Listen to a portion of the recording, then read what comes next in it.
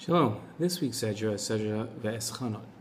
In order to tell you a little about Ve'eschanon and teach a wonderful idea, I want to teach you about a man named Shaul who is learning the Beit Midrash here in Mitzvah Yericho.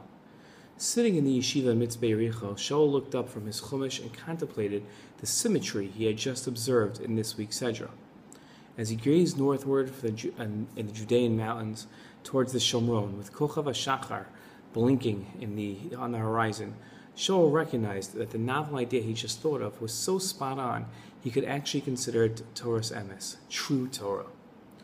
In this week's Torah portion, Moshe warns the Jewish people, and pardon me while I look away from the screen to read. I want to get the words perfectly right.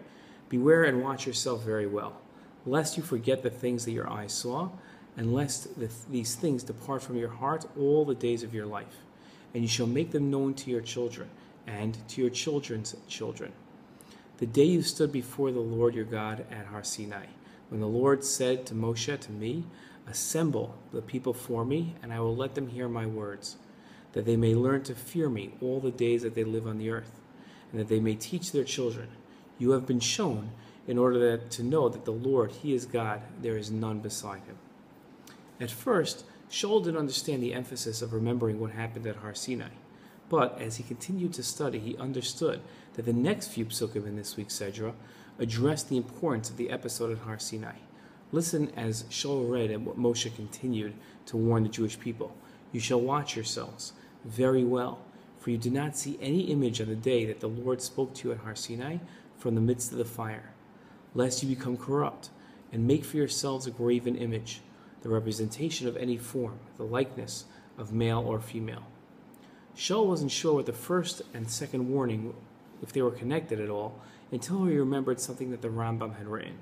The Rambam wrote, the Torah warns us, lest you lift your eyes heavenward and see the sun, the moon, and the stars, and bow down and worship them.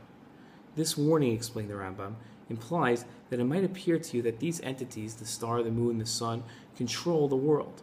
Therefore, you might hold that it's worthy to bow down to them and worship them.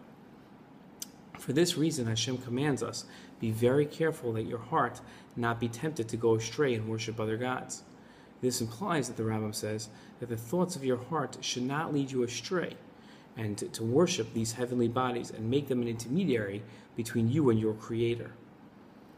Shaul recognized that the first warning, not to forget the events at Har Sinai, was a quote-unquote anchor warning to the Jewish people to keep them focused on where the truth really lay.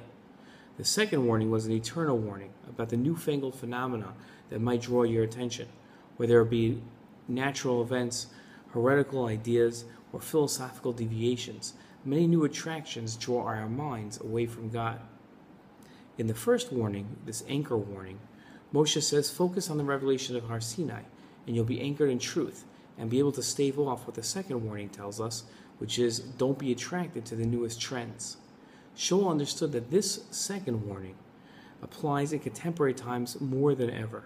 With new values and trends appearing seemingly right and left, the God-fearing Jew needs an anchor to keep it true to Torah priorities.